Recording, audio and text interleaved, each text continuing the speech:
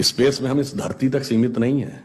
हम वो पहली संस्कृति हैं जिसने तारों की भाषा दुनिया को सिखाई, जिसने नक्षत्रों को संज्ञा दी, जिसने आकाश से गंगा निकाली और जिसने सागर पर सेतु बनाया। मैं तो यह भी पूछना चाहता हूं मेरे भाई, जिन लोगों को लगता हो कि यह कल्पना है, वैसे तो वो आपके अज्ञान के कारण कल्पना लगती, जैसे बहुत सी चीजें विज्ञान की आज से 100-150 साल पहले कल्पना लगती थी, पर उनसे पूछ लो कि भाई ऐसी कल्पना भी तुम क्यों नहीं कर पाए। उसके लिए भी तो इतनी विराट दृष्टि चाहिए कि आप आकाश गंगा तक सोच सकें।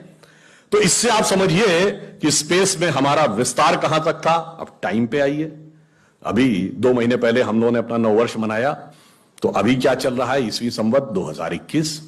तो किसी का 2021 चल रहा है, किसी का 1400 से चल रहा है। हमारा वैसे टेक्निकली ही सबसे पुराना है 2071, उससे पहले 5100 से अधिक युधिष्ठिर संवत, और हमारा सबसे पुराना संवत क्या है, ब्रह्म संवत, जो 1,97,40,28,000 कुछ 100, मुझे एग्जैक्ट फिगर नहीं याद है, वहां तक 1.97 बिलियन ईयर्स। बाकी दुनिया में कोई भी सभ्यता 1000 से ऊपर नहीं जा पाई। किसी संस्कृति में कहा गया 14,000 साल पहले दुनिया बनी, किसी ने कहा 7,000 साल पहले दुनिया बनी, किसी ने कहा 30,000 साल पहले दुनिया बनी। कोई 1 लाख तक भी नहीं पहुंचा और हम 1.97 बिलियन तक पहुंचे। और इसकी प्रामाणिकता क्या है, इसकी वैज्ञानिकता क्या है, इसका प्रमाण देता है दुनिया का सबसे बड़ा कॉस्मोलॉजिस्ट कार्ल सेगन। और ये कार्ल सेगन कोई छोटा मोटा आदमी नहीं था। आप में से जो लोग विज्ञान में रुचि रखते होंगे उनको पता होगा कि first man made object which has gone beyond solar system, सौर मंडल के परे जाने वाला पहला मानव निर्मित उपग्रह वॉयेजर है, जो 1978 में छोड़ा गया था। उस वॉयेजर में एक संदेश अंकित किया गया, उसमें चित्र भी बने हैं, भाषाएं भी लिखी हैं, तरह तरह की वॉइस रिकॉर्डिंग भी है। उस संदेश को जिस कॉस्मोलॉजिस्ट ने बनाया उसका नाम है कार्ल सेगन। तो आप समझिए वो कितना बड़ा और कितना महत्वपूर्ण व्यक्ति था। कार्ल सेगन लिखा है, only the ancient cosmological calculations of Hindus matches with the modern scientific calculations because they went to the billions। और आज हम मानते हैं कि 4.5 बिलियन ईयर है अर्थ की आयु, 1.97 बिलियन हमारे यहां मानी गई। कार्ल सेगन कहता है others were not able to even reach 100,000 and Hindus have calculated up to billions। तो अब ये एक वैज्ञानिक कह रहा है कि हमारा टाइम में कितना लंबा व्याप है और स्पेस में कितना लंबा व्याप है। तो आपको यह समझना चाहिए कि जिसे हम सांस्कृतिक राष्ट्रवाद कहते हैं वो कितना गहरा और गंभीर है। अब मैं आपसे कभी पूछूं कि दुनिया में सभी धर्म संस्कृतियां दावा करती हैं कि हमारे पास बिल्कुल अलग विचार है, हमने बड़ा अच्छा विचार दिया है। अगर हम आपसे पूछें कि हमारी संस्कृति में ऐसा क्या है जो दूसरे में नहीं है, बहुत से लोग कहेंगे साहब उसमें बड़ा सदाचरण की बात कही गई, नैतिकता की बात कही गई।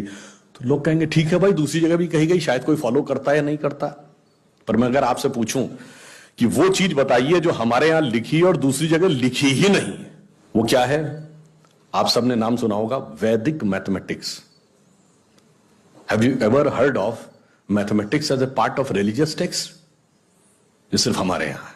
गणित धार्मिक पुस्तक का हिस्सा है। Ayurveda medical science, it is globally accepted as a structured medical science, by name itself is a part of Vedas।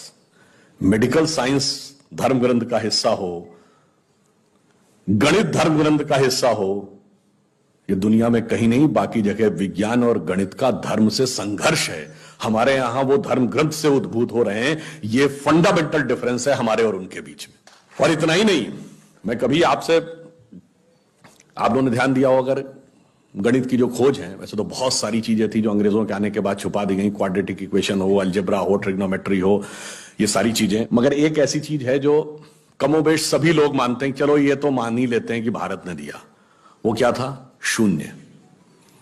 अब कहा जाता शून्य किसने दिया? आर्यभट्ट ने खोजा। अरे भाई आर्यभट्ट ने खोजा नहीं, आर्यभट्ट की किताब में पहली बार तुमको लिखा हुआ मिला। अगर आर्यभट्ट ने शून्य खोजा तो बौद्ध मत में शून्यवाद का सिद्धांत कहां से आया? वो तो आर्यभट्ट से पहले के थे। और ये बताइए कौरवों की 18 अक्षौणी सेना से लेके भगवान राम की जन्म कुंडली बन रही थी, वो बगैर शून्य के बन रही थी। वास्तविकता यह है कि शून्य वेदों से निकला और वो इस बात को स्वीकार करने को तैयार नहीं होते थे कि धर्म ग्रंथ से निकलता है। इसलिए उनको छटपटाहट थी, इसलिए वो कहने का प्रयास करते हैं किसी और ने निकाला था। और समस्या क्या है, हमारे यहां तो भगवान राम की जो कुंडली निकली है वो जब नासा के प्लैनेटोरियम सॉफ्टवेयर में डाली गई तो 7114 समथिंग बीसी की डेट निकल आई। अब बताइए, वैसे तो मैं नहीं मानता कि वो डेट सही है, उसको उसके अंदर नक्षत्रों का कैलकुलेशन किया जाए तो बहुत पीछे आएगा, परंतु बताइए उन लोगों ने हमको समझा दिया कि हम अवैज्ञानिक हैं और हम अंधविश्वासी हैं, जिनमें किसी एक के यहां लिखा है कि धरती चपटी है और एक के में लिखा धरती के चारों तरफ सूरज घूमता है। और ऐसे महान ज्ञानदेव पाड़े लोगों ने हम लोगों को समझा दिया कि हम अनसाइंटिफिक थे और धरती को चपटी और धरती को इस सौरमंडल का केंद्र कहने वाले लोग वैज्ञानिक थे। आज भी जब सूर्य ग्रहण या चंद्र ग्रहण होता है, आप नासा की ऑब्जर्वेटरी बताती है ना, 1950 से पहले नासा नहीं था। आप जाके पूछिए, गांव में कोने में बैठे हुए किसी पंडित से कहिए, पंडित जी पंचांग में देख के बताओ सूर्य ग्रहण कब है, और जो वो हमारा पंचांग बताता है और जो नासा की ऑब्जर्वेटरी बताती है, कभी उसमें दिन तो छोड़िए घंटे और मिनट का भी अंतर देखा है? हमारा तो कैलकुलेशन 5500 साल से एज इट इज चला रहा है और उसके बाद उन्होंने हमें बताया कि हम अवैज्ञानिक हैं। आज भी आप बताइए, उत्तर भारत में उतना नहीं दिखता, दक्षिण भारत के मंदिरों में जाइए, नवग्रह बने हैं तो सूर्य केंद्र में है कि धरती केंद्र में है? सूर्य के 7 किरणें होती हैं, 7 घोड़े सूर्य के बने कि नहीं मंदिरों में? अब बताइए, ऐसा हमारे दिमागों में भर दिया जाता है। हम सब ने, हम लोगों ने भी विज्ञान में पढ़ा कि सबसे पहले 9 ग्रहों की खोज किसने की? केपलर ने। Kepler's law of planetary motion. हम सब ने, जिसने फिजिक्स पढ़ी होगी 10वीं 11वीं 12वीं में, कभी न कभी Kepler's law of planetary motion पढ़े होंगे कि केपलर ने सबसे पहले बताया कि 9 ग्रह होते हैं। अब ये बताइए, इधर जब हम पूजा करते हैं तो पंडित जी हाथ में जल ले क्या बोलते हैं? ब्रह्मा मुरारी त्रिपुरांतकारी भानु शशि भूमि सुतो बुधश्च और गुरुश्च शुक्र शनि राहु केतु सर्वे ग्रहा शांति करो भवन्तु। अब ये 9 ग्रहों के नाम केपलर बताए थे कि पंडित जी बताए हैं? और हजारों साल से बता रहे हैं। और उसमें मजे की बात यह है कि मंगल के लिए भूमि सुत यानी भूमि का बेटा, धरती का बेटा शब्द है। या अब जाके साइंस ने यह कन्फर्म किया है कुछ समय पहले कि एक थ्योरी है कि कभी एक जमाने में बहुत बड़ा एस्टेरॉयड टकराया था कि धरती से, और धरती का एक टुकड़ा अलग हो गया था, वही टुकड़ा बाद में मंगल बन गया।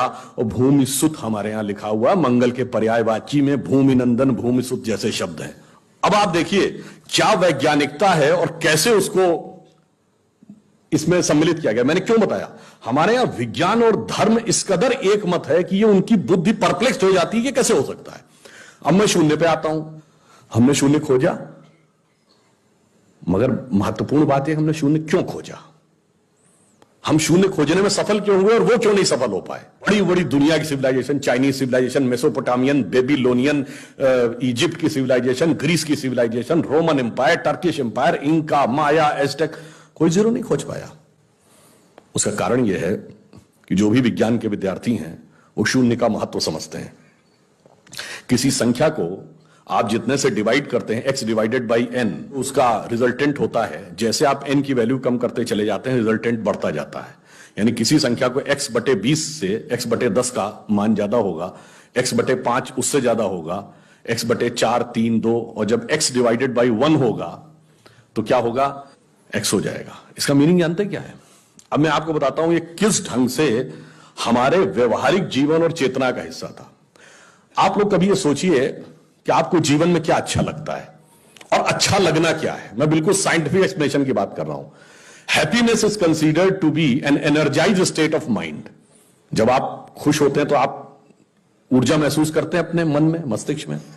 अब आपने माना मुझे अमुक गाड़ी से घूमना अच्छा लगता है, अमुक कपड़ा पहनना अच्छा लगता है, अमुक चीज खाना अच्छा लगता है, फला मोबाइल मिल जाए अच्छा, फला जगह घूमने को मिल जाए, से 20 थिंग्स।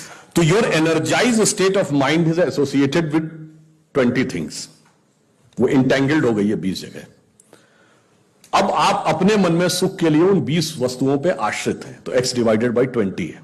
अब मान लीजिए आपने आत्म संयम किया और 5 चीजों से अपना मन हटा लिया, तो x डिवाइडेड बाई 15 हो गया। नेट रिजल्टेंट बढ़ गया। क्यों?